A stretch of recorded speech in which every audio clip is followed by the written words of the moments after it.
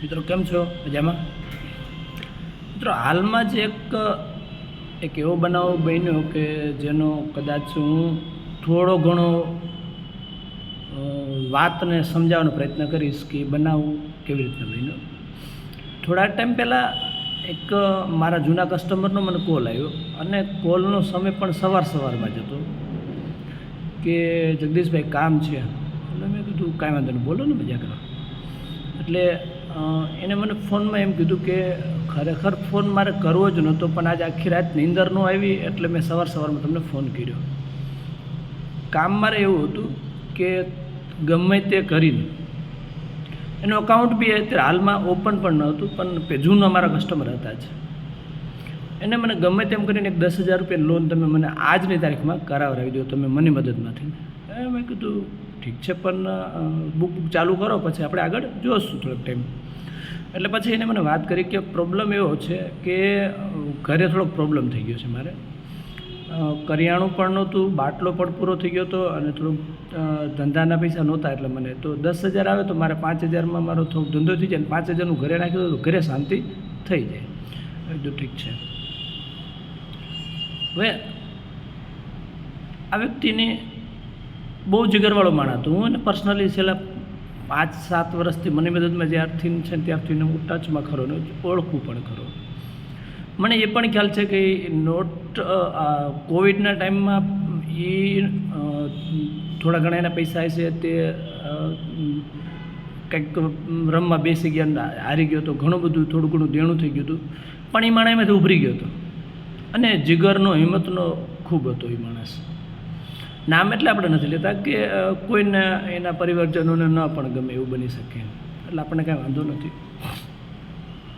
હવે છેલ્લા એકાદ વ્યક્તિને હું થોડોક પારિવારિક પર્સનલ કામથી થોડોક બહાર ઓછો નીકળ્યો હતો ને થોડુંક ઘરે કર્યો હતો. એટલે મેં છોકરાને કીધું ભાઈનો કંઈ કોન્ટેક્ટ નથી થતો, મને વાત કરાવજો ને.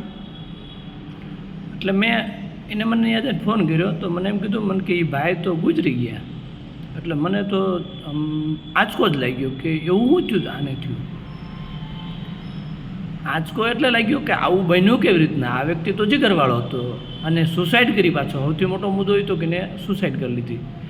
હવે ધંધો પણ સારો હતો, રોજનો 5-7 હજાર રૂપિયાનો તો એવરીડે ધંધો કરતો હતો. એની પાસે 2-3 માણસો હતા અને એ નાની બાબતમાં એ બીતો જ નહોતો. મને એ પણ ખ્યાલ છે કે બીતો જ નહોતો, કારણ કે ઝીણા મોટા એના ધર્મને ધ્યાનમાં રાખીને ઝીણા મોટા એવા કાર્યક્રમ કરતો જેનાથી દાન પણ થઈ શકતા હોય કે સમાજ સેવા જે કાંઈ હોય, આપણને કાંઈ એમાં બહુ નથી પડવું.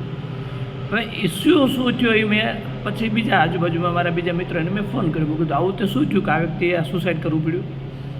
એટલે કે એના પરિવારમાં થોડો ઘણો પ્રોબ્લેમ હતો અને ખાસ તો એના ઘરવાળીને બેને કંઈક ઝીણે મોટી લપ છે એ ખબર નથી, જે કંઈ હોય એવું થયું હતું પણ મૂળ વસ્તુ. હવે મેઇન પોઈન્ટ ઉપર આપણે આવી કે એક તો કે એની દીકરી અને દીકરો નાના છે.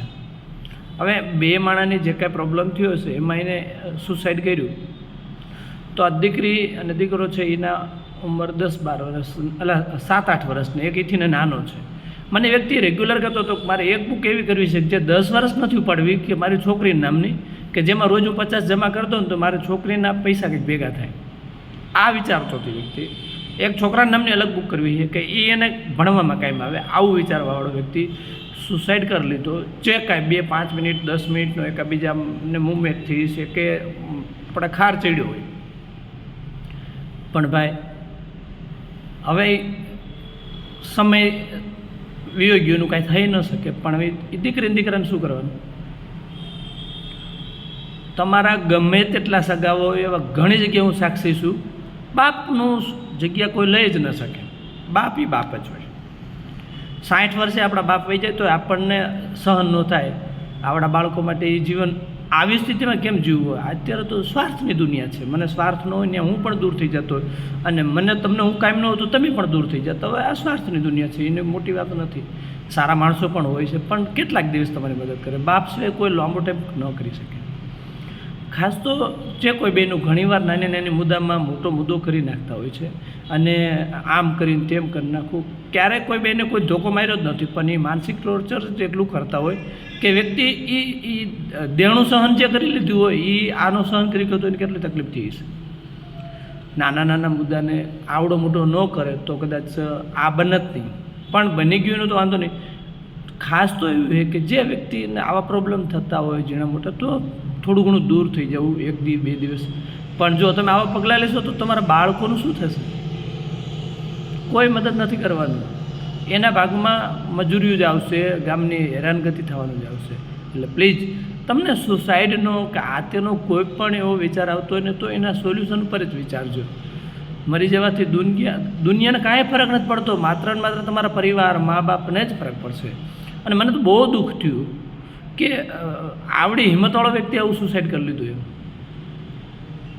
ઠીક છે, જે કંઈ એના પારિવારિક છે આપણે વાંધો ને, બધાના પરિવારમાં ઝીણા મોટા તો કદાચ ઇસ્યુ થતા જ હશે, નહીં થતા હોય એવું નથી. પણ આ બહુ બાળકોનું ભવિષ્ય બહુ ખતરનાક થઈ જાય. આમાં ક્યાં જાય છે બિચારા?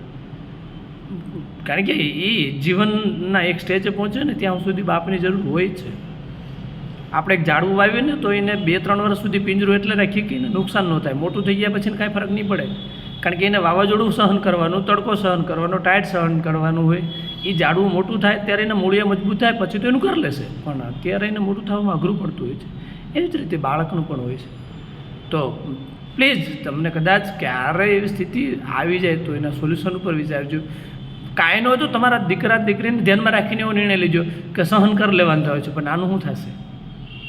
દુઃખ બધાના જીવનમાં આવતા જોઈએ, આપણે આવતા હોય, બધાને આવતા હોય. જીવનનું દુઃખ ન આવે, દુઃખ વગરનું જીવન શક્ય જ નથી, એ સ્વીકાર લેવાનું. પણ તમે મરી જાઓનું તો સોલ્યુશન છે એ તો છે જ નહીં. ક્ષણિક ગુસ્સો આવતો હોય, 2 સારા મિત્રો એવા રાખો કે તમે વાત તમારી શેર કરો કે ભાઈ આવું છે, હું કરું, કંઈક થાય એનો રસ્તો નીકળે. ન નીકળે તો દૂર થઈ જશો ને તો 2 દીમાં તમારો ગુસ્સો રહ્યો શાંત થઈ જશે, પરિવારનો શાંત થઈ જશે. પણ પ્લીઝ આ તો બહુ મને 2 દિવસ થઈને એમ થયું કે આવું કેમ બની ગયું. ભગવાન પ્રાર્થના કરીએ કે એના જીવને શાંતિ મળે. અને જે વ્યક્તિને ઘરમાં આવું થતું હોય તો થોડું પ્લીઝ ધ્યાન રાખો. બહેનો પણ ધ્યાન રાખવી જોઈએ ખાસ તો. જય માતાજી, જય દ્વારકાધીશ.